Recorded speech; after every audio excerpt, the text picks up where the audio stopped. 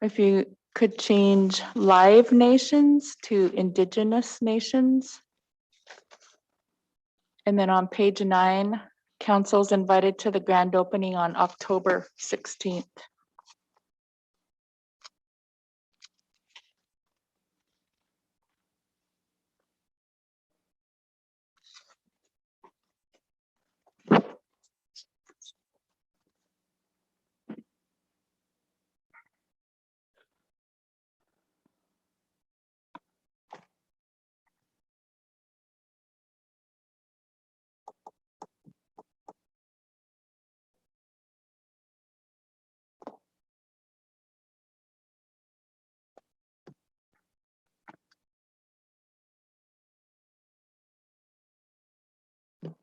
Motion to approve the minutes, Madam Chair.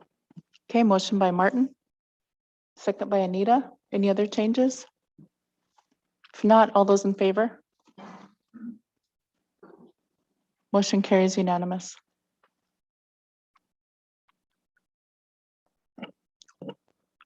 Okay, we have an agenda today with one walk-in. Martin?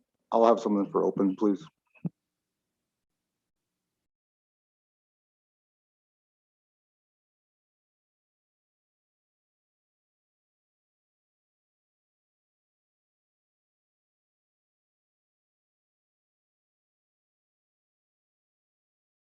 So Len has something for executive, Carol and Martin have something for open. Is there anything else? Yeah, I would like Rick there for my discussion.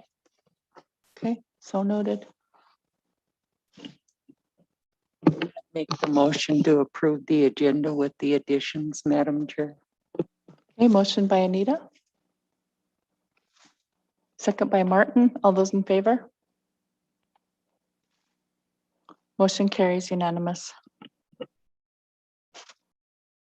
Okay, we'll start with our walk-in. Donna Richard.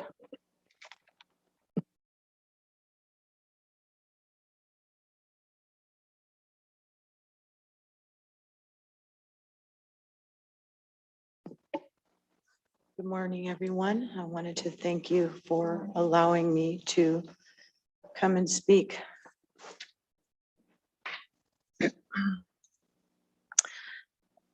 It is with heavy heart that I appear before you today. I know there are those who desire that we simply move on from the injustice and allegations that harmed one of our council members on August 17th. That would be the easy way out. It is so regrettable that if administrative policy had been followed, we could have avoided the backlash and public consequences, and there would be no need for me to be here now. However, these things did happen, and it was not just the membership that witnessed this dark day. Unfortunately, due to the nature of live streaming, these events were witnessed by anyone with access to the internet, non-members and monitoring entities alike. The damage done to the membership and to the reputation of our tribe's leadership is substantial, public, humiliating, and ongoing. In the 3 weeks since, I have had the opportunity to read thousands of social media posts about this matter. The majority of those comments centered on outrage, hurt, alarm, and the deep feelings people had about the injustice done to Carol Langford. Many people were left with questions and doubts about the sanctity of the 2021 council election, along with the impression that we now have some members of council that do not serve the membership according to the code of conduct, policies, and resolutions they swore an oath to follow. Many no longer trust them to make policies and decisions on our behalf that benefit the majority. Many believe corruption exists within this council. Because of my own and others' deep feelings, I decided to take action. I authored 2 separate petitions for tribal members to sign to request council to remove Shelley Fyant and Charmel Gillen from council. Then I began work on authoring 2 separate violations documents, which I am presenting to council today. What I've learned firsthand is that numerous people wanted to sign the petitions, but because they work for the tribes, feared retaliation and loss of their jobs. As I went from town to town, people spoke with me, and I understood exactly why they were so reluctant to sign, even when they so much believed in what I and others were doing. On August 19th, council heard from walk-ins like me and some of the others, especially the elders, about the malfunctioning council and feeling let down, so much so that they no longer want to come to council for any reason. Those on council who assumed responsibility, leadership, and were publicly and specifically apologetic, thank you for that. Those who signed the petitions, I salute your courage. Those who helped me, thank you. For those who felt the threat of fear and retaliation, I understand and respect you. I am presenting 19 written policy and election violations against Shelley Fyant and 18 written election and policy violations against Charmel Gillen. I have attached the results of research and supportive documentation to verify the violations. I and all who signed the petitions request 2 things: that you investigate the violations and act on them. Sincerely yours, Donna Richard. Thank you. Thank you, Donna. And you've submitted your documents to Jennifer? Okay. Okay, so Jen should be emailing those to us and we can take under advisement.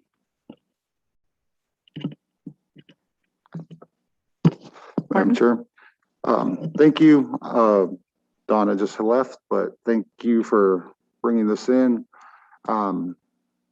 As we do these, I think that we should be very cautious, very thorough, and, not rush to judgment. All these are allegations, so let's keep that in mind. But I think that an actual investigation and partial would be very good. Thank you. Thank you, Martin. Len? Thank you, Shelley, and members of the council, and thank you, Donna, for coming in this morning. I appreciate all the work that you've done, and this has been a very contentious issue, to say the least. At that week, I'm kind of glad things de-escalated before we addressed the issue. So many of us had the time to think about where we're going to go next on this. But I think I would like to hear from Rhonda on what would be our next steps after this. So Donna would have a clear understanding on what the process is. Well, Thank you, Len.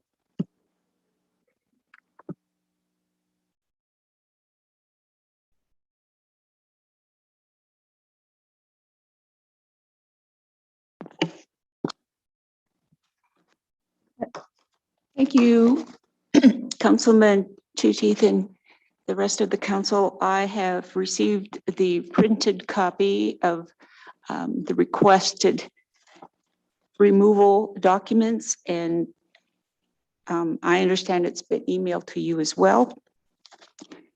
I just wanted to let Ms. Richard know that council will consider all the documents and follow resolution number 0383, which clarifies and adopts uniform procedures regarding requests or actions to remove a member of the tribal council. So we will be evaluating all the documents in accordance with that resolution. Thank you, Rhonda. Len? do we have timeframes on when this would occur? No. The resolution talks about several steps, and once the charges are presented, which they have been, the council will evaluate and investigate the written charges. Generally, what the council has done in the past is have the legal department review the documentation and present a report to the council after they've had a chance to read the documents as well. Then there is initial, the council can take an initial vote on whether to proceed and to remove an individual from the council. There's a 2/3 vote requirement. So that's 7 members, even though you only have 9 currently, it still requires 7. And then after that initial step, if it's an affirmative vote to move forward, the accused council people have an opportunity to present their defense. And then there is a final vote on whether to remove the individuals or not. Again, it requires a majority or 7 to remove. Any other questions? Any other questions from council? No? Donna? I just had a question about. Can you bring her the mic, please? I just had a question about if there are 2 council members involved in this, would they be recused? And thus the vote becomes 7. No. They are entitled to vote until they are removed from office, so they would be able to vote.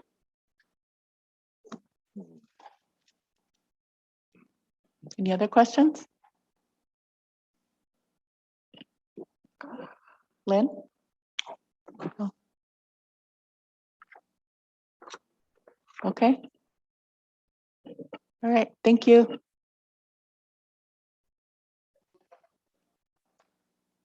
Thank you, Rhonda. Thank you. And I'll see you later. I don't know which one.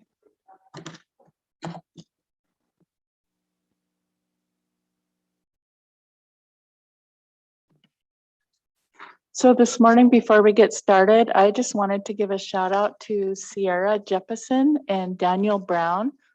These individuals have been with the Salish Language Apprenticeship Program for, I think, 3 years now, and I just signed their Class 7 certifications last week.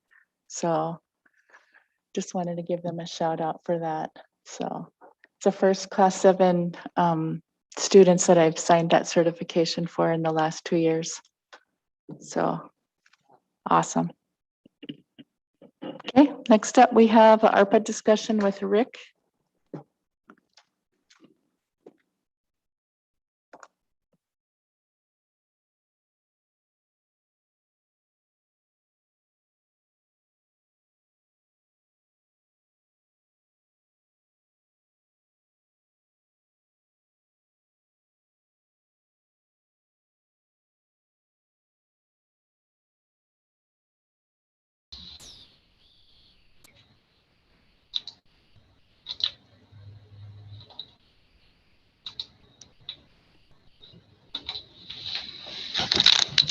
Morning again, council.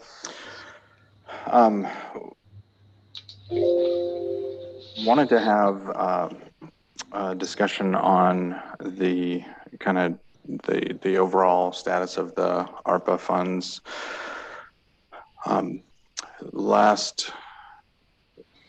guess not last week, the week before, Councilman Two Teeth asked for an update on the ARPA funds, and I had emailed out a spreadsheet with some